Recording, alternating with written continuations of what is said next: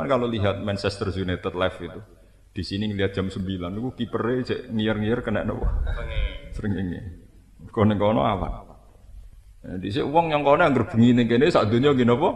Bengi. Sakniki orang tahu. Sampe nak ndelok traweh ning Arab, jare kiye-kiye desa, wong Arab khusuk-khusuk. Nak traweh nganti jam 2. So jare sapa ngarep khusuk-khusuk. Hanya jam 2 ning kene, ning kono jam 8. Ya biasa wae, asline ora kok jare traweh nganti jam pinten? Nganti ora sahur, cek traweh. Waduh. Oh, kandhane wong bodho, repot. Itu kali wong bodho yakin jare ana wali ra tau Jumatan ning Indonesia. Mergo Jumatane ning Mekah, wong wali buento, wali ra tau ngaji. Ning kene jam 1 Jumatan, ning Mekah jam 10. Apa Jumatan mbek buyute. Sini dengan Mekah nu terpaut 4 jam. Dadi nak muni jam 1 bar Jumatan ning Mekah, iku goblok-gobloke wong. Mergo ning Mekah jek jam pinten? 10. Iku ora ngono napa? Jumatan. Nah, tapi sing dikandani wong bodho ngandel pisan. Dadi partai bodho. Partai napa? Nah, cara kula dikandani wali bento. Lho nak muni ngene rada masuk akal, senajan to bodho iki masuk akal. Pak Wali kok mboten Jumatan. Engko Gus, Jumatan engko ning Mekah. Nak muni ngene cek rada ilmiah. Nak muni wis barengan ketok. Nggo bodho banget to. Merokap. Lho nak muni engko kan cek ilmiah to. Ijek napa? Ilmiah. Senajan to ya bodho ni. Karena gak mungkin wali betul cara berpikir kayak dia itu tidak mungkin. Wali betul tentu kayak umumnya orang, Jumatan, isu umumnya wong. Terus kula wonten nggih Jumatan nggih biasa. Ya kok guri, kayak umumnya wong kan syaratnya kok umumnya wong. Ya termasuk kok guri kok umumnya napa? Oh. Ya sudah. Nah sekarang itu kan menjadi masalah fikih itu tadi. Misalnya orang Arab, ya rumakno nggih, orang Arab imsak puasa dari Mekah. Imsak puasa dari budi Mekah. Dia terbang ke Indonesia normalnya sekarang 10 jam. Terus dia poso lagi 5 jam, misalnya jam 11. Ya atau jam 10 lah, jam 10. Lah dia mau orang Indonesia, seret orang Indonesia. Puasane orang genep 12 jam ke Indonesia wis surup. Iku buka ta urung? Ya iya itu memang sekarang itu menjadi pertanyaan itu. Jadi itu memang pertanyaan ilmiah atau sebaliknya. Wong Indonesia wis poso nganti 12 jam. Moro Arab gak buka. Mereka itu tadi saya pernah tenan niku. Kok Jakarta jam 12, Jidan jam setengah 5, jam 5 tenan. Nggih cek ono srengenge.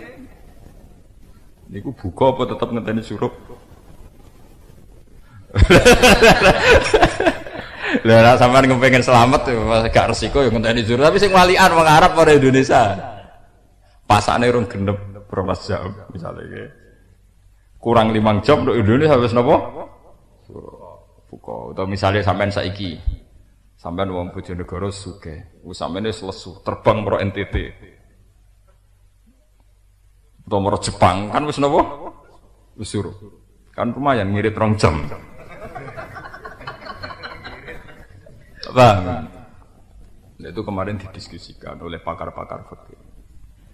Saya termasuk, alhamdulillah saya termasuk yang diundang mewakili, ya kalau diwakili, dianggap ulama, dianggap profesor ya roh, pokoknya kalau diundang, itu memang penting untuk didiskusikan. Sehingga kita sebagai ulama punya tradisi mendiskusikan, mencari solusi. Karena pertanyaan ini sekarang sudah transparan, karena banyak umat Islam yang di kutub utara, kutub selatan, dan sekarang juga ada GPS. Hanya GPS itu, geosistem itu tahu betul posisi masing-masing. Sehingga ulama itu sudah tidak bisa nebak-nebak. Sampeyan ingat masalah kiblat dulu agar madhep ngulon dianggap mesti bener. Sekarang tuh terpaut 2 cm dimasalahkan. Karena kok iso wae madhep ke Meksiko madhep. Karena kalau di sini terpaut sekian senti nanti antar negara. Iku salat masa madhep Ka'bah sebelum madhep Mesir penari perut waduh. Memang sekarang masalah betul semenjak GPS, semenjak ada teknologi GPS, semenjak ada keahlian astronomi falak. Tentang yauma rasdil napa kiblat. Itu kelihatan sekali memang sekarang yang keliru. Misalnya di bulan Februari jam 2 atau 3 itu matahari tepat di atas Ka'bah, tanggal sekian, lama di atas Ka'bah sekian. Itu memang sekali yang keliru betul, paham ya, no? Sehingga ya sudah begitu. biasanya kita ini kan sholat asal madhep. Saya sendiri kalau sholat ya karena asal madhep ngulon ngoten. Tapi saya secara ilmiah sebenarnya protes. Secara ilmiah memang bisa tepat. Kalau sekarang tuh bisa apa? Tepat. Sehingga kemarin Depak itu kan semua masjid se-Indonesia kan distandarkan ya kiblatnya. Tapi ya sebagian ulama memang menentang. Kalau menentangnya karena ilmu tidak apa-apa. Itu bagus. Makanya Abu Hanifah itu termasuk orang yang longgar. Jadi maksudnya Ka'bah itu Masjidil Haram. Fawali wajhaka satrul Masjidil Haram. Padahal Masjid Haram saiki luas. Jadi cara meleset ke Ka'bah ya cek kena pager-pagere.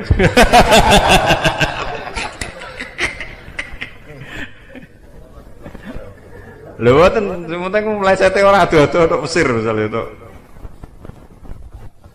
Itu ada yang lebih ekstrim lagi, Masjidil Haram muradan bi Makkah. Sementing orang muni Timur Tengah apa. Tapi ini penting kula aturaken sehingga tidak menjadi polemik. Jadi monggo yang kepengin detail ki monggo. Tapi yang kepengin detail berlebihan itu secara ilmu matematika ya goblok.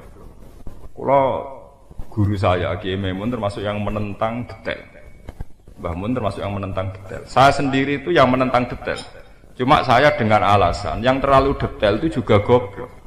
Misalnya kamu pakar Rasul Kiblat, pakar GPS, dia pakar nopo GPS. Yang kalau nggak sering guyon sampai sing tukang ukur, kalau kiai tetap dimintai konsultasi. Logikanya gini, Ka'bah itu luasnya sekitar berapa? Ono 12 meter, 15 ya, 15 meter. Nah ingin tepat berarti semua bangunan masjid itu luasnya tidak boleh 15 meter. Kalau melebihi 15 meter, bentuknya masjid kudu cekung. Paham ya? Kalau ingin tepat napa Kak? Apa? Jadi sing 15 meter oleh lurus, tapi yang melebihi 15 meter kudu mulai melingkar. Paham ya? Apa wani Depak gawe aturan ngono? Kula temen-temen Depak. Kulo yo ora nyangka Gus, nek ana ulama sing kritis kok jenengan. Wah Gus, iku ak cangkem elek. Lho iki ora cangkem elek, maksudnya nak padha-padha. Ya kula baleni nak Ka'bah 12 meter. Yang 12 meter oleh lurus, tapi yang melebihi 12 meter kudu mulai ceko. Karena sekali melebihi setengah meter atau 1 meter dari arah lurus, berarti dia mesti gak nabrak Ka'bah, paham ya? Apa wani ke fatwa semua masjid kudu napa? Ceko. Jare pegawai Depak cangkemmu lho iku ora urusan. Sakniki malah dadi santriku. Mboten resmilah ngaji ya Gus kula bae. Kula ya pancen nabi ulama kudu ngaji kula.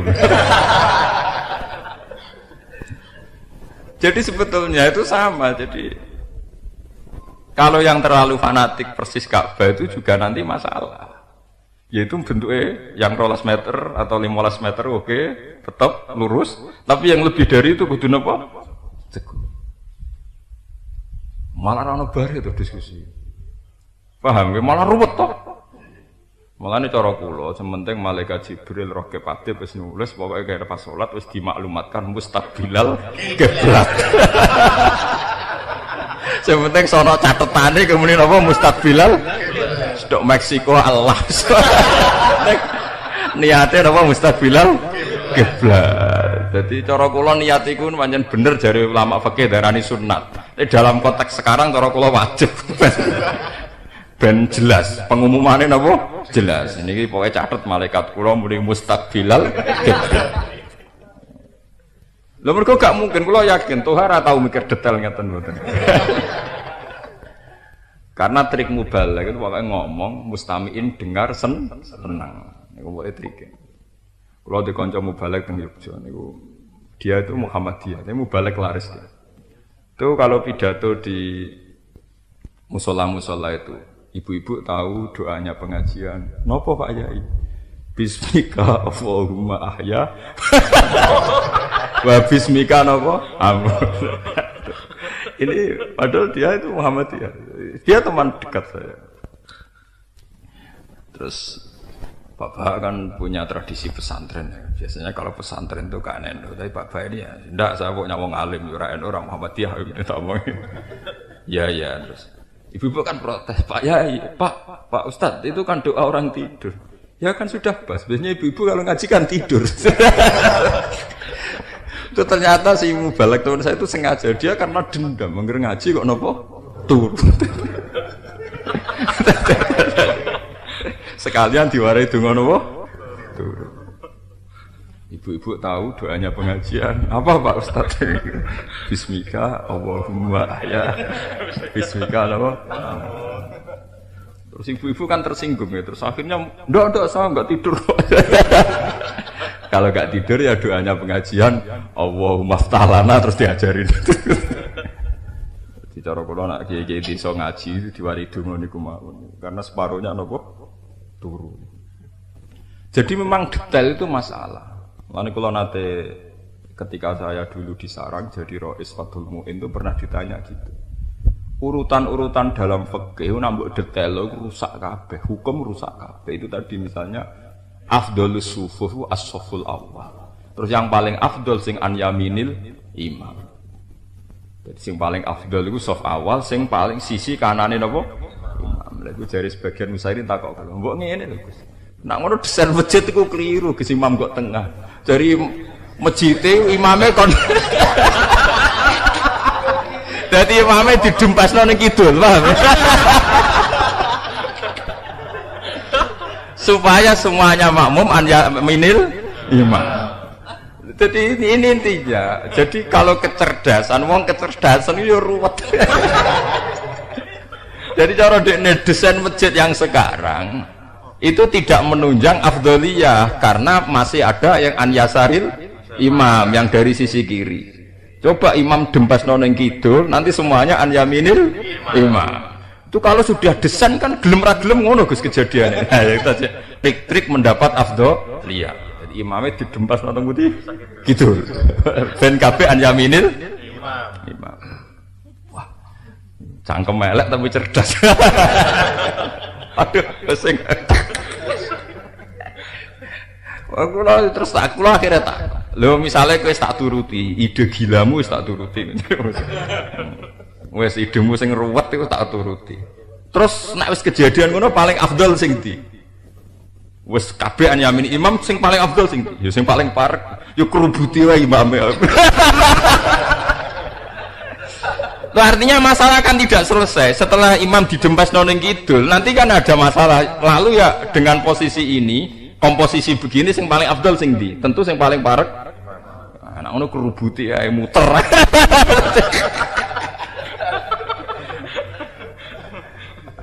Buat ini cerita ilmiah betapa aturan-aturan dalam fikih afdaliyah itu ora usah mbok aplikasekno terus begitu nah mbok aplikasekno misalnya tadi yang percaya GPS, kalau Ka'bah luasnya 15 meter, berarti tidak boleh ada masjid yang melebihi 15 meter. Nah, terus kok gerbong sepur apa masjid kan? Ini kalau cerita. Mulanya Nabi ngendikan halakal mutanattiun, halakal mutasyaddiqun. Wong sing jero-jero no agama iku rusak. Ya karena memang masalah agama nek jero-jero no ruwet. Halakal mutanattiun, halakal mutasyaddiqun itu rusak. Makanya saya sebagai ulama itu dono uraan, ulama itu harus ada ketidakseriusannya. Nak kabeh ulama serius malah rusak. Untung sing biasane serius rapati apa? Lillah. Nah ulama kecenderungannya tidak nopo serius. Tapi ketidakseriusannya justru untuk menjaga konstitusi nopo agama harus yasiru wala tu'assir. Harus gampang. Paham itu tidak yang pakar-pakar GPS, pakar yang maros tilkiblat itu harus ngomong orang ngaji kula niki. Ini peringatan. Jadi oke lah kita seneng detail karena di era global itu memang mudah sekali untuk nopo detail. Tapi kalau taruh terlalu detail nanti konsekuensinya masjid harus lu mulas pinten? Di luar iku kudu cekup. Terus walam yakul bihi ahadun ora ono ulama waras sing ngomong ngono kan ya ora ono. Lho nggih to, logikane kan gitu kan. Kalau untuk menuju satu titik yang melebihi garis titik itu harus nopo cekup. Operator lucu. Kabeh masjid bentuk U. Ini penting kalau aturaken. Jadi itu mesti rusak kalau kita. Makanya saya termasuk dalam hal ini sependapat kalian guru kula, kalian kiai-kiai. Asal menentangnya an ilmin ya karena tahu.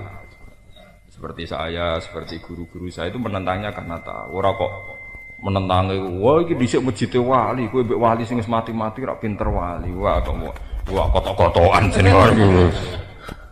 Niku mboten ilmiah niku. Maksudnya nek kepengin ilmiah itu tadi. Kalau memaksakan ainal Ka'bah itu ya harus seluas napa?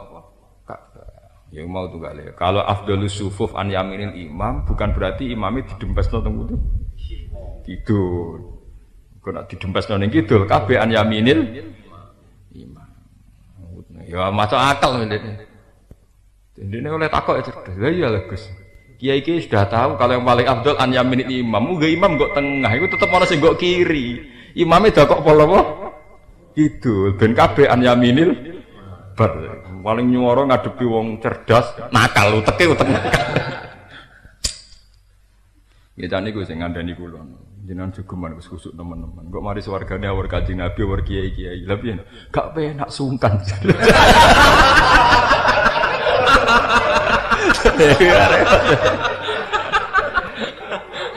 Mereka ning swarga kan wong penggaweane ngeloni widadari, makan-makan. Nek kumpul gurune kan apa?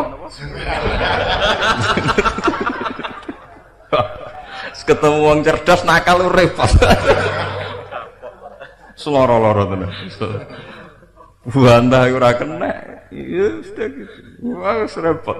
Soale ngadepi wong cerdas napa? Nakal. Ana Nabi Abu Nawas dadi legenda mergo cerdas nakal. Wong karo anudani rahmat di mlayu rahmat disalahno kancane. Jadi Abu Nawas udan rahmat kok melayu. Jadi alasane timbang tidak rahmat. Ya mudah masuk akal ya, lari dari rahmat itu ya jelek. Tapi kena arah melayu kau udan berarti tidak rahmat. Itu juga napa? Jelek. Abu Nawas ra kurang pasal. Abu Nawas, udan rahmat kok kowe melayu, berarti melayu kok rahmat. Nah, timbang ida-ida napa? Rahmat. Niku maksud kula nu gadah kitab asline tek Abu Nuwas, itu bahasa Arab. Dia memang legenda, legenda kecerdasan. Dia itu orang soleh. Dia itu penyair soleh yang melegenda. Jadi dia keceluk wali itu gara-garanya sederhana. Jadi Harun Rasyid itu seorang raja yang soleh. Sebuah piye ceritane walhasil dia mlaku-mlaku ning kerajaan ngertos sebagian amat nopo jariah niku pas atus. Dulu kan enggak ada jeding tertutup kayak sekarang.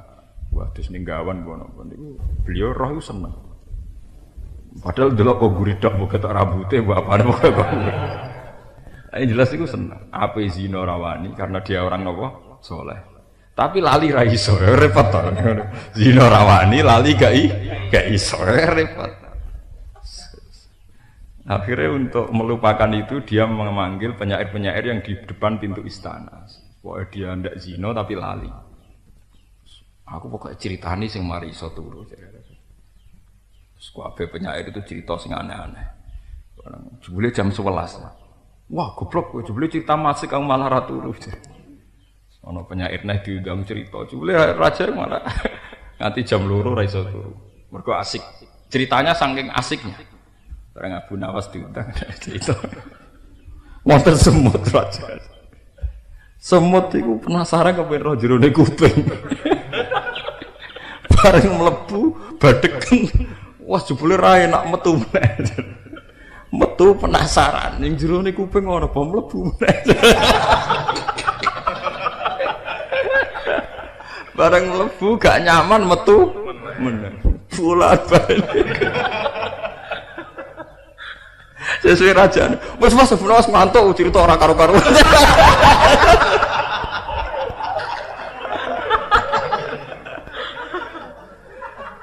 Akhirnya setelah raja itu tidur terus eling dene. Ternyata yang memenangkan itu sinten?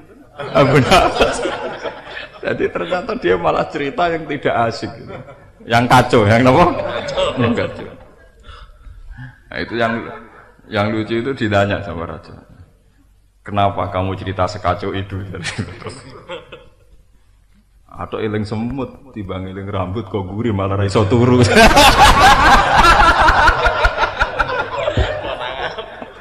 Lah itu terus Harun Rasyid bilang, hal nakop tadi, apa kowe nginceng aku? Enggak, aku boten nginceng. Apa tadi malam kamu nginceng saya? Peristiwa? Enggak, saya enggak. Wah, semuanya itu huruf terus. Wah, iya orang sembarang orang gitu terus. Ya terus jadi legenda itu terus. Terus dia dianggap wali keurusan pengincengan. Tapi cerita waktu ini buat tenan bu, kalau ya rara. Tapi saya baca banyak, ya, mulai kitab serius sampai kitab yang tidak serius. Berarti semut melebu, bareng dok jeruk enak metu. Cek penasaran melebu, bola. Metu, opo enak kabeh sak turu aja. Ya terus tidur. Pun balik tengah ngaji.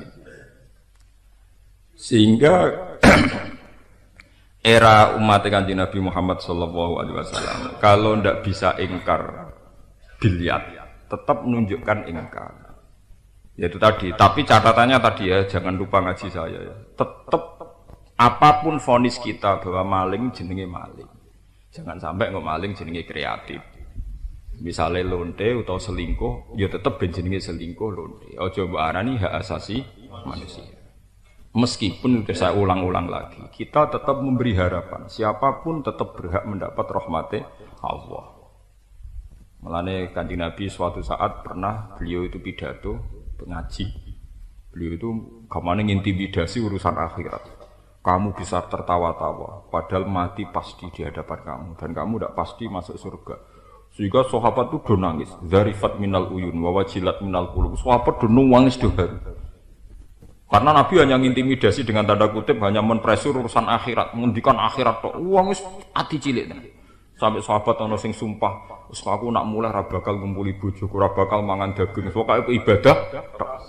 Tapi ketika Nabi masuk ruangan, itu ada Jibril. Terus kata Jibril, "Ya Muhammad, saya diutus Allah, lima datukon itu ibadi. Kenapa kamu bikin hamba-hambaku putus asa?" Nabi keluar lagi senyum-senyum, merapati intimidasi. Sahabat dapat gawok. Tadi se-ekstrim itu, sekarang kok lucu. Nah, sampean kalau nggak percaya ini lihat di Ihya di Kitabur Roja.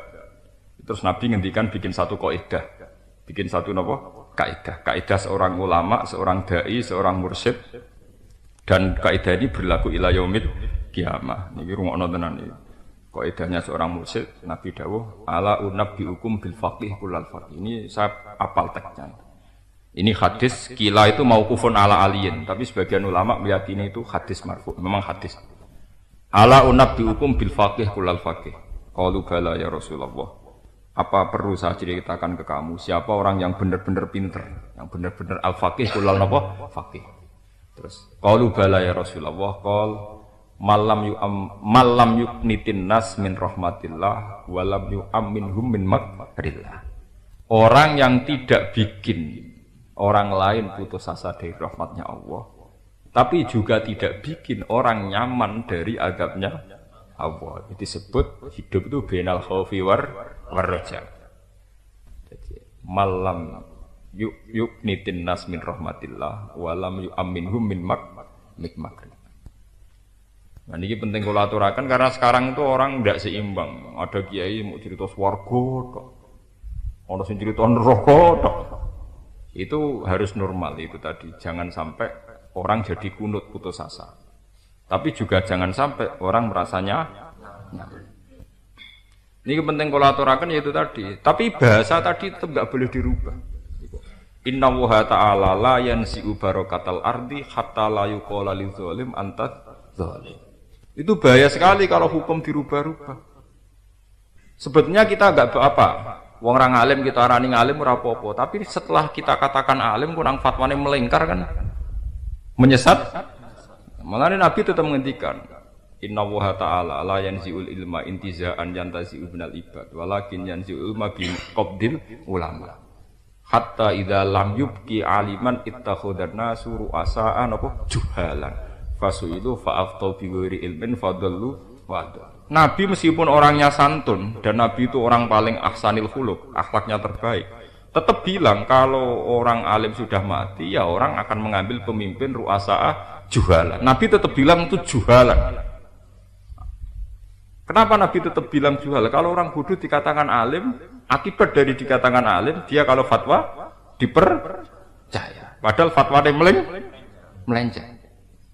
Makanya misalnya, kalau cara ditakoki, nak Tuhan nyakang angel, darah ini bodoh, Angel. Enak sing jelas ki malah enak. Repot. Ini itu saja kan kasus-kasus nyata yang orang antarane ngalim mbek ora ngalim terus membingungkan fatwanya. Mane kula cek seneng tuh gelem ngaji ben nang misale bodhone cek sithik karek buak sithik. Dadi tapi nyakang haram, nyakang napa? Haram. Nak bodho kan karuan oleh fatwa. Nak ngalim oleh fatwa, tapi nak bainahuma. Mulane kaya panitia swarga paling mangkel mbek penghuni Araf, Ashabul Araf. Mergo nak ngetokno nampan mangan kangelan metu bareng. Ngel-ngel wong mbek Ashabul Araf napa? Sing neraka kan jelas, sing swarga jelas. Tapi nak sing pager cara pelayan nak bingung sing pager ngel-ngel wong. Padahal sing pager pirang-pirang kok sampean-sampean kan potensi jadi Ashabul napa? Araf. Wa bainahuma napa? Hijab. Wa alal Araf. Nah, itu misalnya ngeten, fatwa sing membingungkan, sing mirip-mirip misalnya ngeten. Ini yang kejadian nyata. Sayyidina Ali sama Sayyidina Umar Abu Bakar itu menghadapi satu masalah. Ono wong bar dipegat bojone, dipegat-gat nih. Terus dia setelah 10 hari, kila 15 dino melahirkan. Sebelum ada fikih yang sekarang, sebelum ada fikih. Sampean sekarang fikih itu kan tomo mateng. Tompo mateng dari istimbatnya Imam Syafi'i yang untuk sampean lewat kitab takrib macam-macam. Kata Sayyidina Ali itu tak tatu bi'ab adil ajal. Dia harus iddah dengan ajal terpanjang.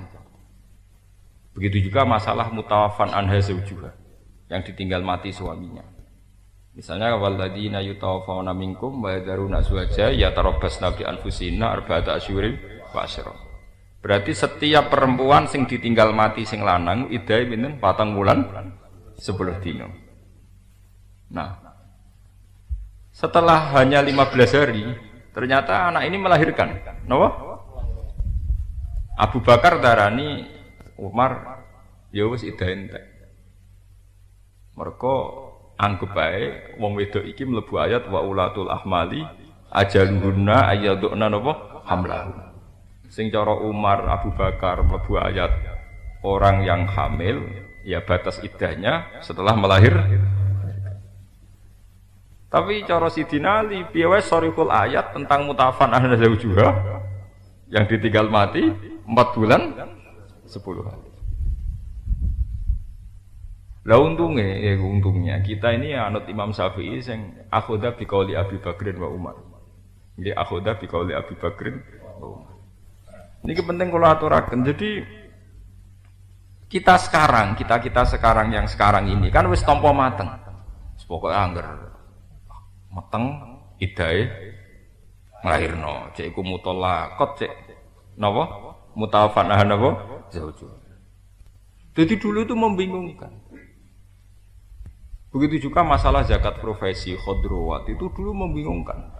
Untungnya alhamdulillah teng Indonesia itu banyak ulama, banyak kiai yang sangat baik. Dalam hal ini tidak sekedar baik, sangat baik. Menerima konsep besar Yusuf Qaradawi, terus mereka menerima zakat nopo profesi. Lho riyen kok mboten protes pundi. Kula niku riyen jeeling kula umur 18 napa 19. Tapi kula pun ngalim ora kok sampean pun ngalim paham. Niku pun mboten sombong niki ben sampean tahu duduk masalahnya. Petani ku wis melarat, sing dienggo nandur duwe utang. Paham ya? Gara-gara sing ditandur pari wajib zakat. Wong Sulawesi iku tumpakane zaman iku Pajero.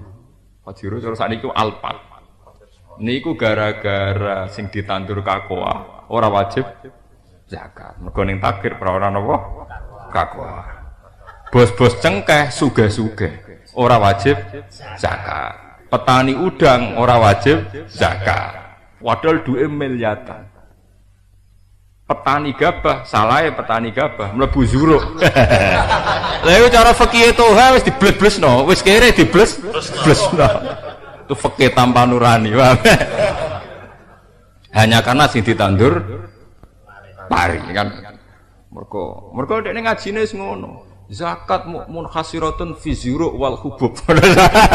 Sing ngomong itu ndinti fatwa. Lah sing ngrokokno bodho kabeh muni nggih. Tapi nurani kita ini berontak. Kenapa yang kakao sama cengkeh tidak wajib zakat? Padahal miliar. Nah, sehingga bahu tangan zakat. Itu dulu itu kayak jadi konsensus. Kita yang nerima saja. Tapi lama-lama saya itu syukur. Saya itu dulu berontak betul. Saya itu masih ingat saat itu diutus Anwar mewakili musyawarah di Lirboyo. Itu saya sudah protes. Itu kok bisa ya? Pokoknya kitabnya ngoten. Yo, pokoknya saya kita di ulama sing iso ngarang kitab, tapi nak bantah atau pantas sampai usul. Tapi alhamdulillah itu lewat orang-orang alim yang terus mau belajar, termasuk para mas saya Sarang, para mas saya Lirboyo, itu termasuk murid-muridnya kayak saya, orang alim yang masih mau belajar. Itu akhirnya dikhelah zakat profesi atau kakao atau cengkeh pakai tijarah. Ya, pakai napa? Tijarah. Piye wae nandure iku niate golek badi, nggih. Sehingga kategorinya tidak zuru, nanti hitung-hitungnya hitungan napa? Tijarah. Sementing nurani kita tidak protes, tetap dia harus kena napa zakat. Jangan kok wis melarat diblus-blus napa, wis petani gabah melarat diblus-blus wajib zakat.